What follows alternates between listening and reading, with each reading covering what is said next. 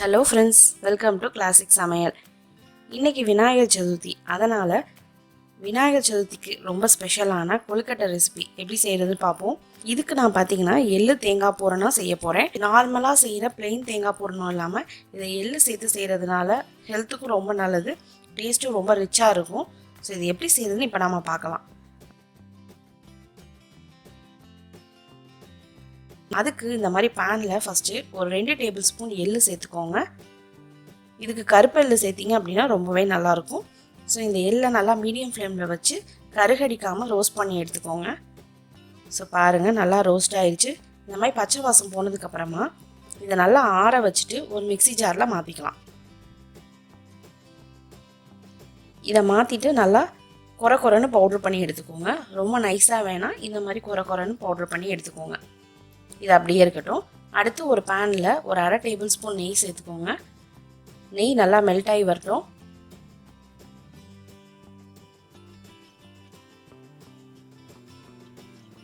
இப்போ நெய் மெல்ட் ஆனதுக்கப்புறமா இதில் ஒரு டேபிள் ஸ்பூன் அளவுக்கு முந்திரியும் திராட்சையும் இந்த மாதிரி உடச்சி வச்சுருக்கேன், அதை சேர்த்துக்கிறேன். இது நல்லா ரோஸ்ட் ஆகி வந்ததுக்கப்புறமா இதில் அரை மூடி தேங்காய், கிட்டத்தட்ட 25 கிராம் அளவு தேங்காயை துருவி சேர்த்துக்கிறேன்.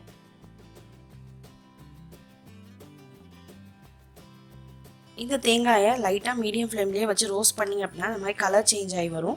இது சேஞ்ச் ஆனதுக்கப்புறமா இதில் ஒரு அரை டீஸ்பூன் ஏலக்காய் தூள் சேர்த்து இன்னும் ஒரு 2 நிமிஷம் வறுத்துக்கோங்க. அதில் கொஞ்சம் அந்த மாய்ஸ்சர்லாம் போகட்டும். போனதுக்கப்புறமா இதில் 25 கிராம் வெல்லம், பவுட்ரு பண்ண வெல்லத்தை ஆட் பண்ணிக்கிறேன். உங்களுக்கு வெல்லத்தில் மண் இருக்கும் அப்படின்னு டவுட்டாக இருந்துச்சு அப்படின்னா நீங்கள் லைட்டாக தண்ணி ஊற்றி பாயில் பண்ணிவிட்டு அதை வடிகட்டிட்டு நீங்கள் இதில் ஆட் பண்ணிக்கோங்க. இப்போ பாருங்கள் நல்லா வெல்லம்லாம் மெல்ட் ஆகி வந்துருச்சு. ஸோ பூரணமே நல்லா கலர் சேஞ்ச் ஆகி சூப்பராக இருக்குது பாருங்கள்.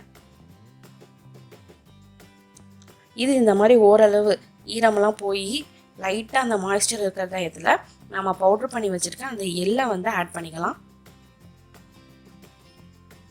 ஸோ ஆட் பண்ணி இதை ஒரு 2 நிமிஷம் பரட்டிக்குவோம். இது செய்யும்போது அடுப்பை மீடியம் ஃப்ளேம்லேயே வச்சு செய்யுங்க, இல்லைன்னா கரைஞ்சிரும். இப்போ பாருங்கள் எல்லா மாய்ஸ்சரும் போய் நம்ம பூரணம் நல்லா செட் ஆகி வந்துருச்சு. ஸோ இது நல்லா ஆறட்டும். இது ஆற டயத்தில் நம்ம போய் கொழுக்கட்டைக்கான மாவை ரெடி பண்ணிட்டு வந்துடுவோம். அதுக்கு ஃபஸ்ட்டு ஒரு பாத்திரத்தில் தண்ணி ஆட் பண்ணி கொஞ்சமாக உப்பு சேர்த்து நல்லா கொதிக்க விடுங்க. தண்ணி நல்லா கொதிச்சு வரட்டும். தண்ணி இந்த மாதிரி நல்லா கொதிச்சதுக்கப்புறமா அடுப்பை ஆஃப் பண்ணிடுங்க. அடுத்து ஒரு மிக்சிங் பவுலில் ஒரு 250 கிராம் கொழுக்கட்டை மாவு, அதாவது நம்ம இடியாப்பத்துக்கு யூஸ் பண்ணுவோம் பார்த்தீங்களா, அந்த மாவை எடுத்து நான் போட்டிருக்கேன். உங்களுக்கு வீட்டில் இடியாப்ப மாவோ கொழுக்கட்டை மாவோ இல்லை அப்படின்னா கடைகளில் ரெடிமேடாகவே விற்கிது, நீங்கள் அதை கூட வாங்கிட்டு வந்து யூஸ் பண்ணலாம். இப்போது இதில் நம்ம கொதிக்க வச்ச தண்ணி இருக்குது பார்த்தீங்களா, அதை கொஞ்சம் கொஞ்சமாக ஆட் பண்ணி நல்லா மிக்ஸ் பண்ணி விட்டுக்கிறேன். தண்ணி சூடாக இருக்கும். ஸோ ஃபஸ்ட்டு ஸ்பூனில் லைட்டாக கலந்துக்கோங்க. ஓரளவு பொறுக்கிற சூடு வந்ததுக்கப்புறமா நீங்கள் கைகளில் பிசைய ஆரம்பிக்கலாம். இது அரிசி மாவு அப்படிங்கிறதுனால நீங்கள் தண்ணி ஊற்ற இழுத்துகிட்டே இருக்கும். ஸோ ரொம்ப தண்ணி அட் அ டயத்துலையும் சேர்க்க வேணாம், அதே மாதிரி ரொம்ப கம்மியாகவும் சேர்க்க வேணாம். இந்த மாதிரி கொஞ்சம் கொஞ்சமாக பேட்சாக ஆட் பண்ணி நல்லா பிசைஞ்சுக்கோங்க.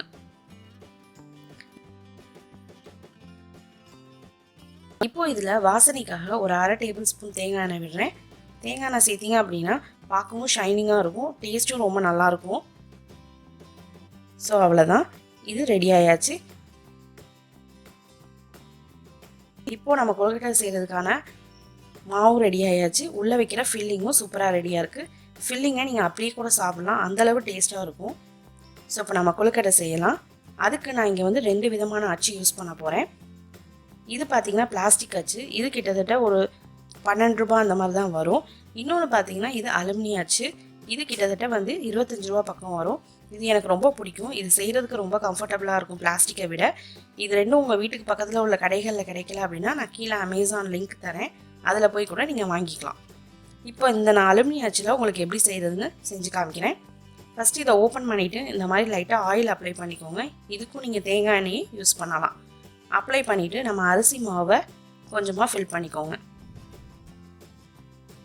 அதை சுற்றி வர நல்லா ஃபில் பண்ணி விட்டு நடுவில் கேவிட்டி, அதாவது பூரணம் வைக்கிறதுக்கான ஒரு ஸ்பேஸை நீங்கள் ரெடி பண்ணிக்கிறீங்க. இந்த மாதிரி கேவிட்டியை நல்லா ஃபார்ம் பண்ணிக்கோங்க. ஃபார்ம் பண்ணிவிட்டு நம்ம ரெடி பண்ணி வச்சுருக்க பூரணத்தில் தேவையான அளவு எடுத்து உள்ளே ஸ்டஃப் பண்ணிக்கோங்க. பண்ணிவிட்டு திருப்பி மேலே அந்த அரிசி மாவை வச்சு சீல் பண்ணிட வேண்டியதுதான். அவ்வளோதான். ஸோ இப்போ நான் ஓப்பன் பண்ணி காமிக்கிறேன் பாருங்கள். பாருங்கள் என்ன அழகாக இருக்குன்னு கொழுக்கட்டை. ஸோ நம்ம கைகளில் செய்கிறத விட இந்த மாதிரி செஞ்சிங்கன்னா உங்களுக்கு ஷேப் வந்து பர்ஃபெக்டாக கிடைக்கும். அதேமாதிரி பார்க்கவும் அழகாக இருக்கும். குழந்தைங்களும் விரும்பி சாப்பிடுவாங்க.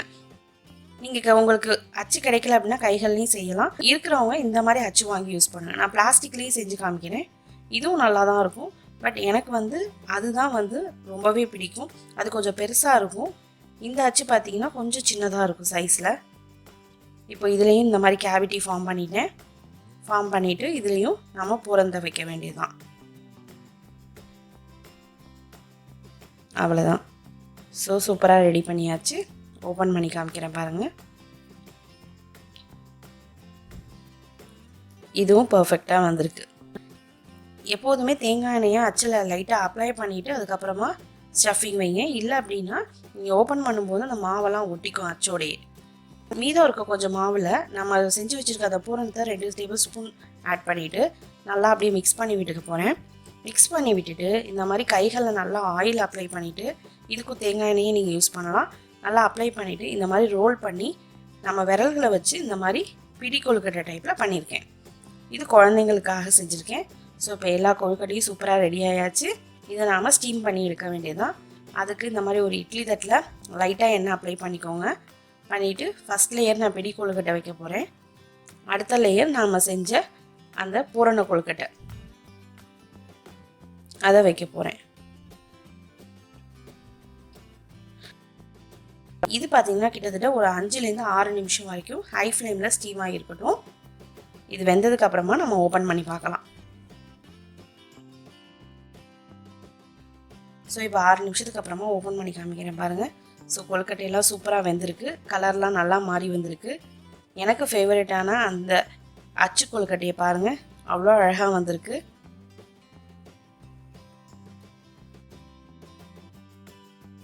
இப்போ இந்த கொழுக்கட்டையை நான் கட் பண்ணி காமிக்கிறேன். உள்ள பூரணம்லாம் எந்த அளவுக்கு மெல்ட் ஆகி எப்படி வந்திருக்குன்னு பாருங்கள். அவ்வளோ அழகாக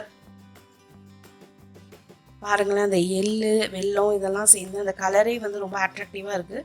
பார்க்கவே ரொம்ப லுக்கியாக இருக்குது. ஸோ இந்த அதே மாதிரி நம்ம செஞ்ச பிடி கொழுக்கட்டையும் எப்படி இருக்குன்னு பார்ப்போம். இது குழந்தைங்களுக்கு ரொம்ப பிடிக்கும். இதுவும் நல்லா வந்திருக்கு, சாஃப்டாக இருக்குது. ஸோ இந்த விநாயகர் சதுர்த்திக்கு கொஞ்சம் ஹெல்த்தியாக இந்த மாதிரி எள்ளு தேங்காய் பூரணம் வச்சு கொழுக்கட்டை ரெடி பண்ணி பாருங்கள். செஞ்சு பார்த்துட்டு எப்படி இருக்குன்னு கமெண்ட் பண்ணுங்கள். மறக்காமல் நம்ம சேனலுக்கும் சப்ஸ்கிரைப் பண்ணிடுங்க.